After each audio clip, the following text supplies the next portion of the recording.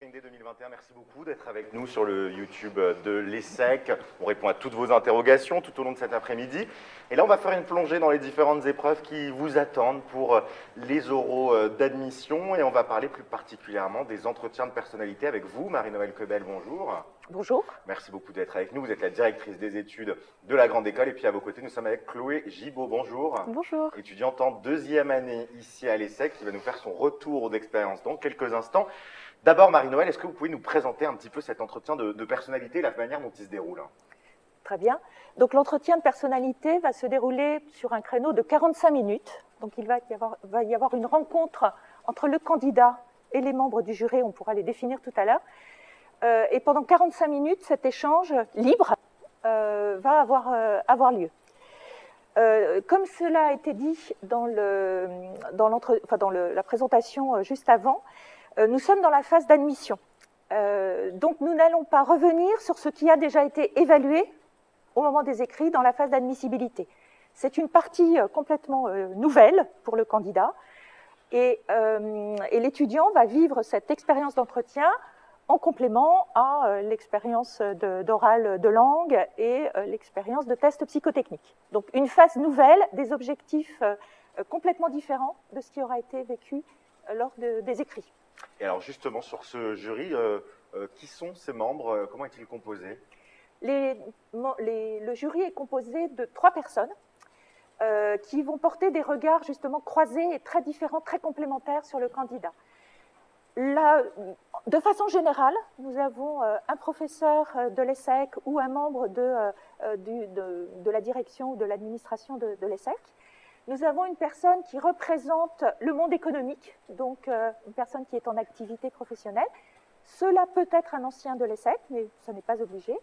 Et le 3e membre est un étudiant en fin de parcours qui, au même titre que les 2 autres membres, va rencontrer le candidat et va essayer d'apprécier à travers un échange, question-réponse, qui est ce candidat. Pour, à la fin, les 3 membres du jury vont évaluer la prestation, c'est-à-dire vont évaluer ce que le candidat aura partagé ou aura apporté comme élément pour le connaître.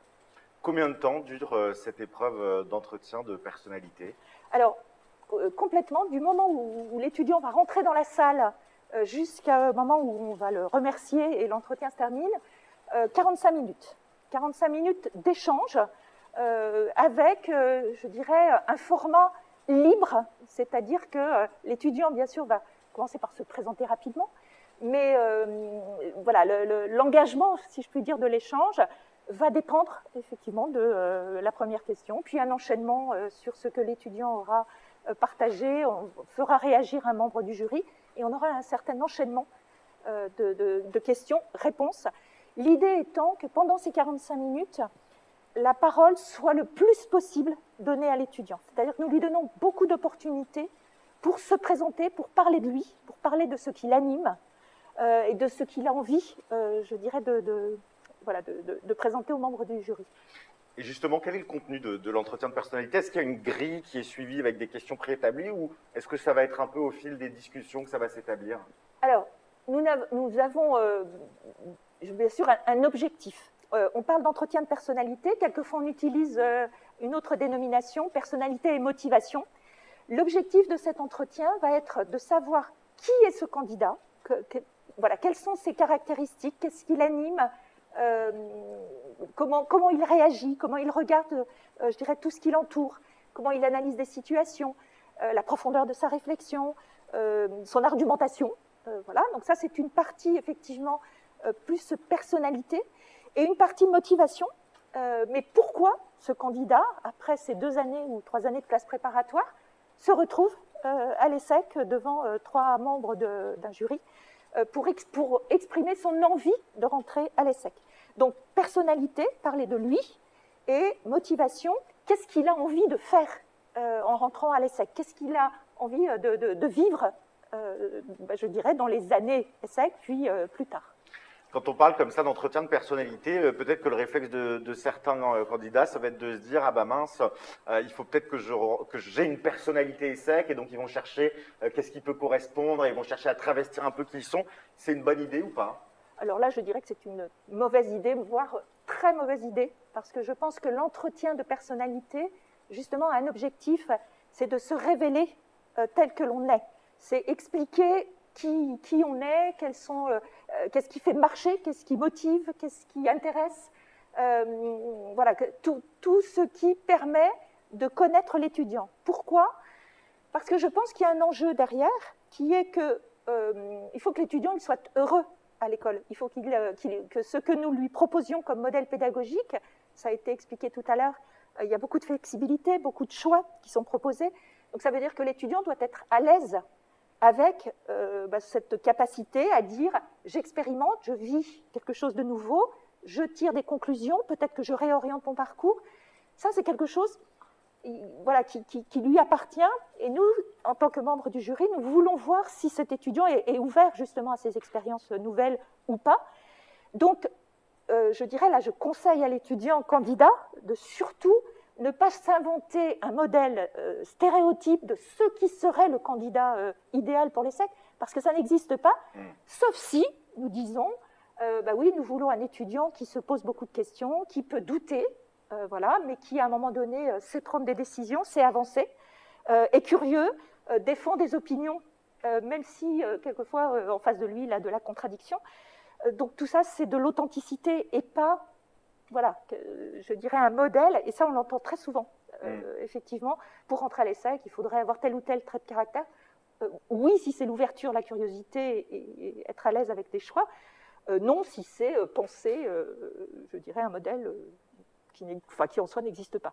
Et la preuve, c'est que je pense que nous pouvons dire que nos étudiants, après, quand ils rentrent à l'école, et je pense qu'on aura un exemple et un témoignage, ils sont tous très différents. On ne veut pas, justement, on souhaite cette diversité, on souhaite que les étudiants trouvent leur parcours, construisent leur cursus, et ça serait, c'est pas possible si on avait que, je dirais, un certain type d'étudiants. Donc il y a beaucoup de diversité, beaucoup d'ouverture, d'opinions différentes, mais il y a des traits qui sont quand même des traits communs, qui sont effectivement la notion de se poser les questions, regarder ce qui entoure, savoir décider, être à l'aise avec des expériences nouvelles et avancer et essayer de faire bouger les lignes.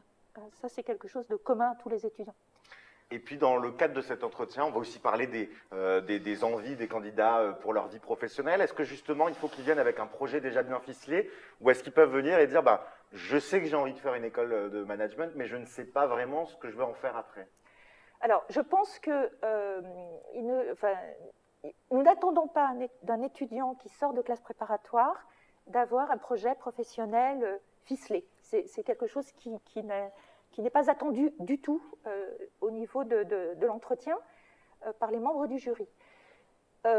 Avoir réfléchi à ce que j'aimerais faire, est-ce qu'il y a un secteur, est-ce qu'il y a un type d'organisation, est-ce qu'il y a des traits qui caractérisent ce que j'ai envie de faire plus tard?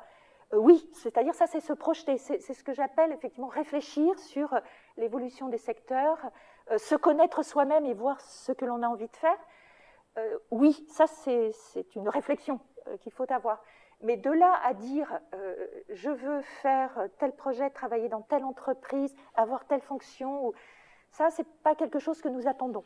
Pourquoi ? Parce que c'est très souvent, je dirais, ça n'est pas incarné. Enfin, l'étudiant qui sort de classe préparatoire n'a pas pu vivre ce qu'il vivra justement pendant son cursus. La première année dont nous parlions tout à l'heure dans une des conférences précédentes, elle va être là aussi pour faire cette transition entre la classe préparatoire et la suite du parcours, et la découverte des organisations, la découverte des fonctions, la découverte des secteurs. Tout ça va se mettre en place progressivement. Justement, est-ce que vous attendez de la part des étudiants qui vont passer le concours d'avoir des expériences, déjà des voyages, des expériences dans le monde professionnel, ou est-ce qu'ils peuvent être un peu nouveaux et pas avoir trop d'expérience? Alors, je pense que chaque étudiant candidat a des expériences. Il a un parcours, 19 ans, 20 ans, on a un parcours. On ne demande pas d'avoir voyagé, voilà, ça n'est pas une attente que nous avons au moment de l'entretien et au moment de l'entrée à l'ESSEC. Il y a des candidats qui auront voyagé, il y a des candidats qui n'auront pas voyagé ou peu voyagé. C'est pas ça. Par contre, on peut avoir une ouverture sur le monde, une ouverture sur ce qui nous entoure, sans avoir fait une multitude de voyages. Activité professionnelle, puisque c'était un autre point que vous mentionniez, quand on est étudiant en sortie de classe préparatoire, à part avoir fait sans doute, et encore ce n'est pas une obligation, mais dès ce qu'on appelle, alors je mets des guillemets, un petit boulot d'été quand on était en troisième, en seconde, en première, quelques semaines, ben ça c'est très intéressant. C'est quelque chose qu'on peut partager. Si maintenant on n'en a pas fait, ben on ne va pas s'inventer un parcours, enfin une expérience qu'on n'a pas réalisée parce qu'il faudrait en parler au jury. Parce que je pense que chacun a son parcours de vie, a son histoire, et il y a toujours des choses qui sont probablement très intéressantes à partager sans avoir fait des expériences, je dirais, nombreuses. Et vous le disiez aussi, le but pour le candidat, ça va être de présenter un petit peu ses idées, parfois des opinions aussi, et c'est quelque chose qui est important. Si on a le sentiment que le jury est en désaccord avec ce qu'on dit, parce que vous leur posez, j'imagine, des questions sur leur vision de la société, est-ce que c'est quelque chose de négatif ? Alors, absolument pas. Je pense que, justement, comme on est dans un échange, on peut apporter la contradiction et on veut approfondir une position. On souhaite, quand on est en désaccord avec une posture prise par le candidat, c'est peut-être pour essayer d'aller plus loin dans le raisonnement. C'est peut-être aussi pour voir comment le candidat entend la contradiction. Est-ce que justement dans ce qu'on va lui opposer, il y a peut-être une autre façon d'aborder le sujet. Donc ça n'est pas quelque chose qui est, je dirais, à prendre négativement. C'est souvent d'ailleurs un intérêt pour aller plus loin dans le sujet. Et je pourrais même dire qu'il peut arriver qu'on soit en contradiction à certains moments, mais peut-être est-ce que ça fait partie du jeu pour justement poursuivre la réflexion. Et ça n'est pas, non, c'est pas quelque chose. On ne va pas juger ce que pense le candidat. Par contre, on va effectivement évaluer la façon dont il argumente, la façon dont il entend la contradiction, la façon dont il réagit quand justement on n'est pas en accord avec lui. Est-ce qu'on peut s'attendre à des questions assez précises sur notre parcours, sur les différents éléments qu'on aura transmis, notamment via la fiche dont on parlait tout à l'heure ? Alors la fiche, elle n'est pas contractuelle, entre guillemets, puisque l'étudiant la remplit en amont. Alors c'est quelque chose effectivement sur lequel le jury va sans doute s'appuyer pour initier ou pour rebondir pendant l'entretien. Si ce qui a été écrit dans le dossier mérite d'être nuancé, ce sera l'occasion pour l'étudiant candidat d'apporter des éléments. Voilà, donc ce sont des éléments qui nourrissent l'échange, qui permettent de faire connaissance avec le candidat. Voilà, on n'est pas figé et on n'évalue pas. Ça a été dit tout à l'heure, il n'y a pas une note sur ce dossier. Maintenant, il faut apporter un soin parce que effectivement, ça peut être utilisé pendant l'entretien. Un mot aussi sur on parlait des expériences. Si on commence à inventer des expériences, par exemple un candidat qui a envie de partir à l'international et qui va dire moi j'aimerais bien aller aux États-Unis, j'y suis déjà allé alors qu'il n'y a jamais mis les pieds, mais en se disant voilà, si je dis que j'ai déjà voyagé, peut-être qu'ils vont se dire j'ai un bon niveau d'anglais, peut-être qu'ils vont se dire que je suis quelqu'un qui aime le voyage, la découverte, et peut-être que ça va appuyer ma motivation. S'inventer des expériences comme ça, mentir d'une certaine façon, est-ce que c'est conseillé, est-ce que c'est remarqué? Bon, j'imagine que c'est pas conseillé. Est-ce que vous le remarquez assez souvent? Enfin, pas souvent, mais quand ça arrive, vous le remarquez? Alors, je pense que je ne peux pas dire qu'à 100% on remarque tout parce que c'est un échange avec un candidat et de l'humain. Mais je pense qu'effectivement, le candidat prend un très gros risque parce que nous avons parlé d'un entretien qui dure 45 minutes, où il y a 3 personnes. Ça veut dire quand même que dans les 3 personnes, on peut noter quelque chose, on peut approfondir quelque chose. Et il y a vraiment un élément très très fort, c'est que si nous nous apercevons qu'effectivement le candidat a mis en avant une expérience qu'il n'a absolument pas vécue, là on touche à ce qui est l'honnêteté intellectuelle, l'intégrité. Là je pense que c'est une valeur à laquelle, je dirais, on est très attaché. Et ce d'autant plus que ça ne vaut pas, l'enjeu est beaucoup trop fort. Nos étudiants qui n'auraient pas vécu une expérience à l'international, c'est pas grave, on va parler d'autre chose. Et on peut déceler la notion d'ouverture sur ce qui se passe dans le monde d'une autre façon que le support qui pourrait être le voyage. Maintenant, un étudiant qui aurait fait un voyage ou plusieurs voyages et qui souhaite en parler et qui le met en avant, on va creuser et il se peut que dans le jury, il y ait des personnes qui connaissent aussi très bien et qui ont envie d'aller plus loin. Donc il faut vraiment rester dans la notion de je parle des expériences que j'ai vécues, je parle des expériences sur lesquelles je suis capable d'apporter une réflexion. Si vous nous rejoignez pour ce Spring Day 2021, déjà merci beaucoup d'être avec nous. Je vous rappelle qu'on est à la découverte des différentes épreuves orales qui vous attendent pour si vous êtes admissible en tout cas à l'ESSEC. Vous pouvez poser toutes vos questions. On est en train de parler des entretiens de personnalité et de leur fonctionnement. Dans quelques instants, Chloé va nous donner son retour d'expérience. Mais avant cela, Marie-Noëlle, est-ce que vous pouvez nous parler des mises en situation qui peuvent arriver pendant le jury et peut-être qui parfois peuvent déstabiliser? De quoi s'agit-il ces mises en situation? Alors, une mise en situation, donc je vous disais tout à l'heure, effectivement, l'entretien est on échange librement sur des thématiques, des enchaînements de questions, en restant sur un thème ou en changeant de thème au fur et à mesure où l'entretien se déroule.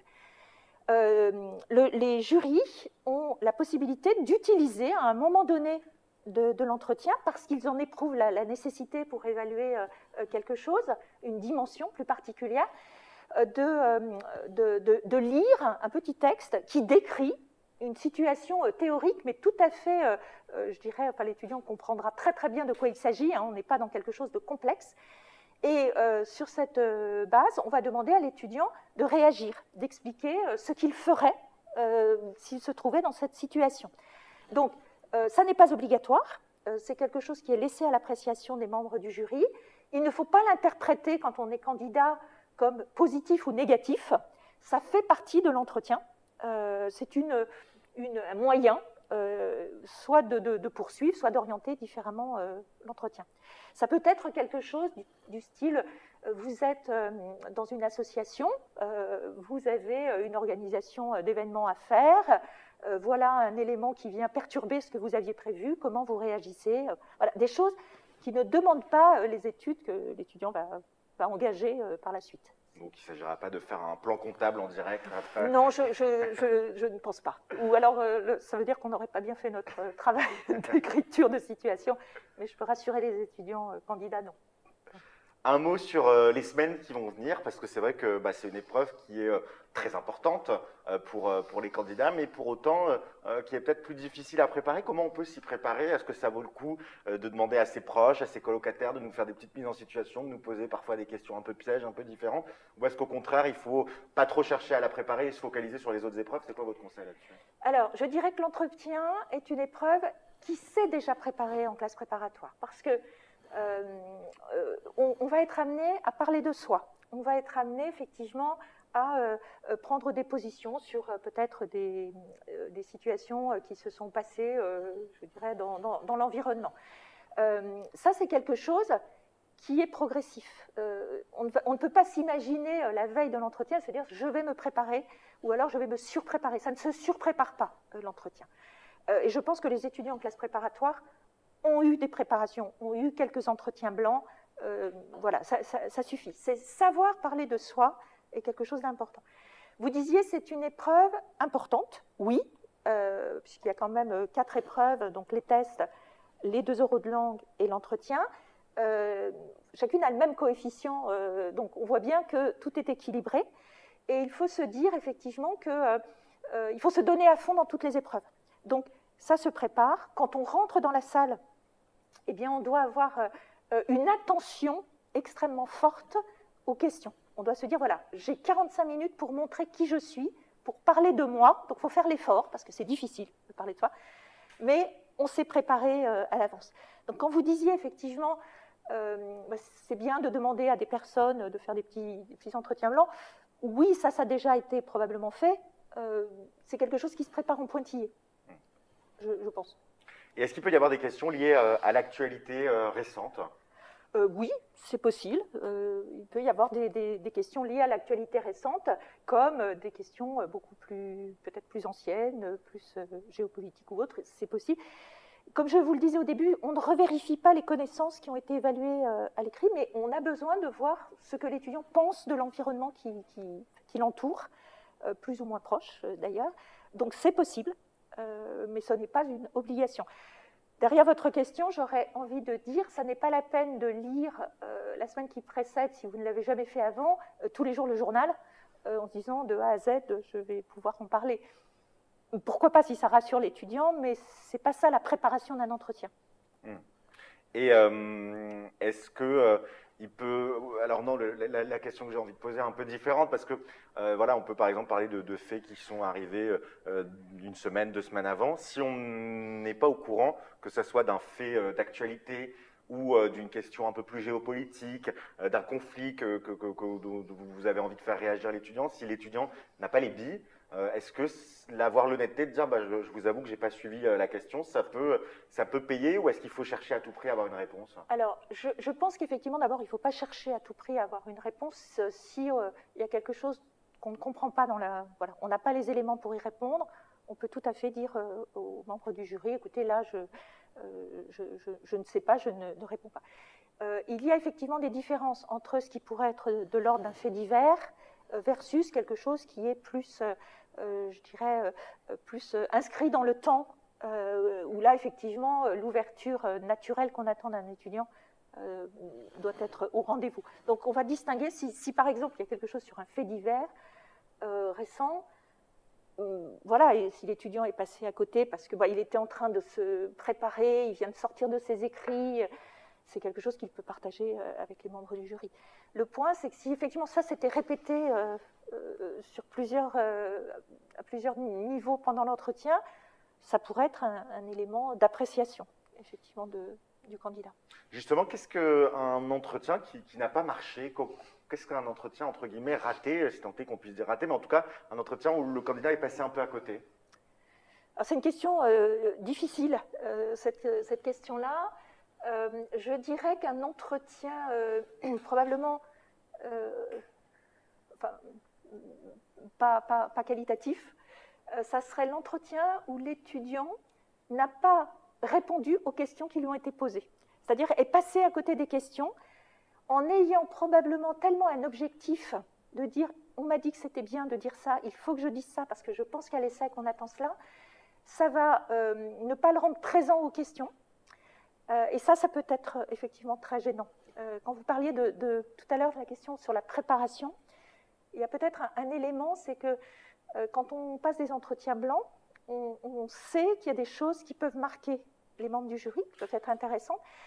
Et le jour J, on n'a pas l'occasion, parce que les questions n'arrivent pas. Et ça peut être très bloquant pour un étudiant de se dire, il faut que j'arrive, coûte que coûte, à placer ça.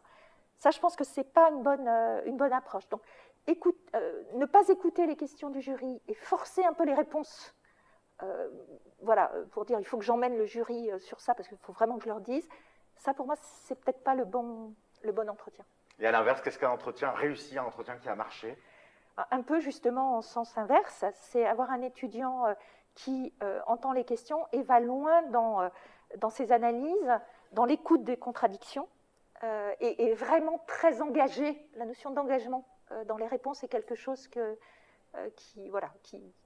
l'on apprécie.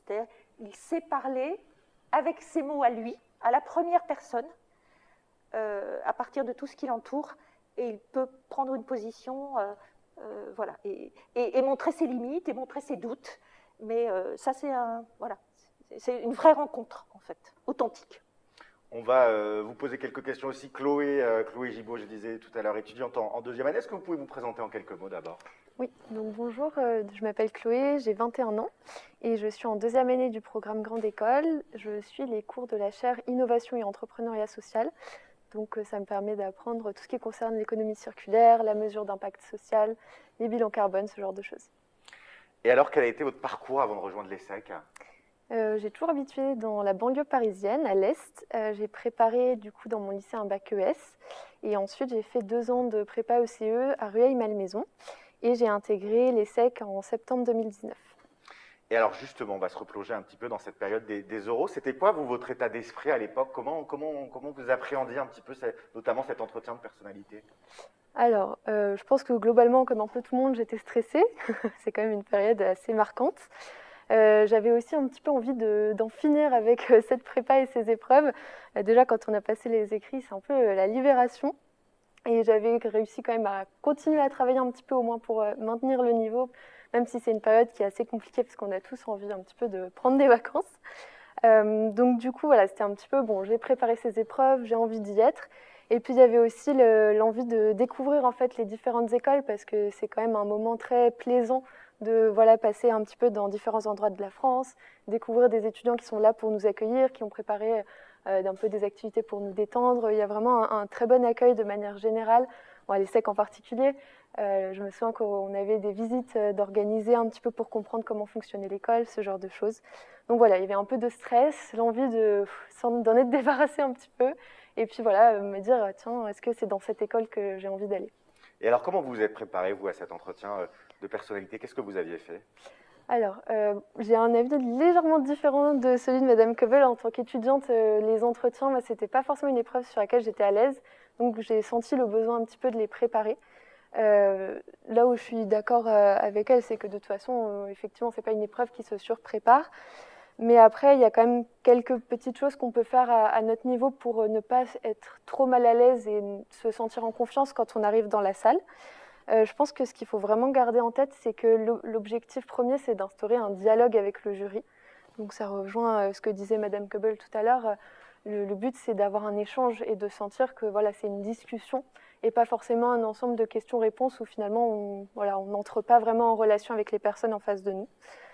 Donc voilà, c'est à la fois pour que l'entretien soit dynamique et aussi un peu pour éviter que finalement le jury pose des questions auxquelles on ne s'attendait pas parce qu'il a envie d'être méchant entre guillemets ou de tester certaines choses, mais plus parce que finalement s'il y a un blanc et qu'il ne sait pas trop comment rebondir, il peut y avoir des questions auxquelles on ne s'attendait pas. Et donc pour répondre à la question comment est-ce que j'ai préparé du coup les entretiens, je pense qu'il y a 2 points importants. Quand on arrive, le jury nous demande de nous présenter rapidement. Je pense que c'est un moment qui est assez clé dans l'entretien parce que c'est à ce moment-là que vous pouvez dire un petit peu déjà qui vous êtes et tendre des perches au jury. Ça ne veut pas dire que le jury va forcément rebondir sur ce que vous allez dire en introduction, mais il y a des chances. Du coup, moi, j'avais préparé une intro d'1 minute, 1 minute 30, pas plus, en expliquant un petit peu qui j'étais, et en donnant quelques expériences dont j'avais envie de parler, parce que c'est tout de suite plus facile de rebondir sur une chose qu'a dite le candidat, plutôt que de trouver une question un peu sortie de nulle part pour entamer l'entretien. Et du coup, ça va avec. J'avais sélectionné 2-3 expériences dont j'avais envie de parler et dont je savais parler. C'est 2 choses différentes. Savoir parler d'une expérience, qu'est-ce que ça veut dire à mon humble niveau? C'est savoir expliquer pourquoi cette expérience, qu'est-ce qui s'est passé, en quelques mots, et puis qu'est-ce qu'on en retire. Et quand je dis expérience, ça peut être une expérience professionnelle, ça peut être un voyage, ça peut être du bénévolat, ça peut être juste quelque chose de marquant qui a trait à votre personnalité en fait et qui traduit quelque chose de vous. Et puis bon, se renseigner quand même un petit peu à propos de l'école, savoir pourquoi est-ce qu'on est là et qu'est-ce qu'on a envie de faire, se projeter. Voilà, c'est un petit peu les conseils que je pourrais donner. Et comment il s'est passé, vous, votre entretien? Quels souvenirs vous en gardez? En sortant, j'avais du mal à dire si ça s'était bien ou mal passé. J'avais pas passé un mauvais moment, ça c'est sûr. Les 45 minutes s'étaient écoulées assez vite. J'avais eu l'impression de pouvoir justement discuter avec le jury, aborder certains sujets que je me suis pas sentie particulièrement en difficulté. Après, je me suis pas dit non plus ah c'est sûr, je suis prise, ça s'est super bien passé, je me suis trop bien entendue avec mon jury, pas du tout. Je pense que de toute façon, c'est très difficile de juger. Donc voilà, et finalement j'ai eu une note qui m'a permis d'être à l'ESSEC, donc c'est que c'était à peu près ce qui était attendu. Donc je pense qu'il ne faut pas trop se focaliser après sur ce qui s'est passé parce qu'on ne peut pas savoir finalement comment était le candidat avant, comment était le candidat après, ce que le jury pensait. Donc voilà. C'était quoi les grandes thématiques des questions que vous avez eues, qui vous ont été posées? Alors assez étonnamment, on n'a pas beaucoup parlé de l'ESSEC en particulier, de ce que je souhaitais y faire. Peut-être parce que je l'avais abordé dès mon introduction. C'était important pour moi parce que l'ESSEC c'était vraiment mon école de cœur, donc je voulais le dire dès le début. Ça m'est arrivé dans un autre oral de passer 20 minutes à discuter avec mon jury et puis de ne pas parler de l'école. Et en sortant, je me suis dit, mince, c'est quand même un petit peu embêtant.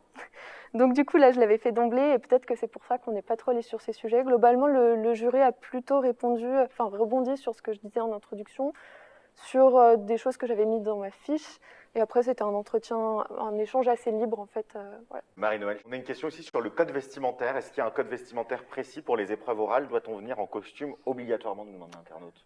Alors le terme costume obligatoire, non là je ne vais pas valider cela. Je pense que l'idée, elle est qu'on est en train de parler d'une épreuve d'admission. Donc il y a la notion de respect, de la même façon que quand on demande après à nos étudiants, quand ils sont en cours, on a une tenue qui montre le respect, on n'est pas on n'est pas en vacances, on est en train de passer une épreuve. Voilà. Mais le costume obligatoire, non. Je pense qu'il y a le fait de se dire je dois être à l'aise. Je fais un effort et on verra comment Chloé peut peut-être donner des exemples. Mais l'idée, c'est qu'on va rencontrer des personnes. On est dans un cadre qui est un cadre de concours. Mais on doit être à l'aise, justement. Il ne faut pas être étriqué ou mal à l'aise ou ne pas se sentir, justement, pas être soi. La notion là, de être soi est importante. Donc de façon, enfin, sur la base des dernières années, je pense que globalement, les étudiants savent bien ajuster leur tenue. Mais il y a la notion de respect des personnes. Et il y a une dernière question du chat que je trouve intéressante. Dans quelle mesure le candidat peut-il mener l'entretien et poser lui-même des questions au jury, bref, engager une vraie discussion? Est-ce que ça a lieu d'être ou pas tellement de commencer à poser des questions à son jury sur son parcours, sur des choses comme ça? Alors, il y a deux choses à la fin de l'entretien. On proposera, le président du jury en général propose à l'étudiant, est-ce que vous avez une question à poser aux membres du jury? Donc, alors, je ne garantis pas que ça puisse être fait dans tous les cas, parce qu'il y a des fois, les 45 minutes sont passées très vite et on doit quitter le candidat. Mais c'est une possibilité de dire, est-ce que vous avez quelque chose à ajouter? Est-ce que vous avez une question à poser aux membres du jury?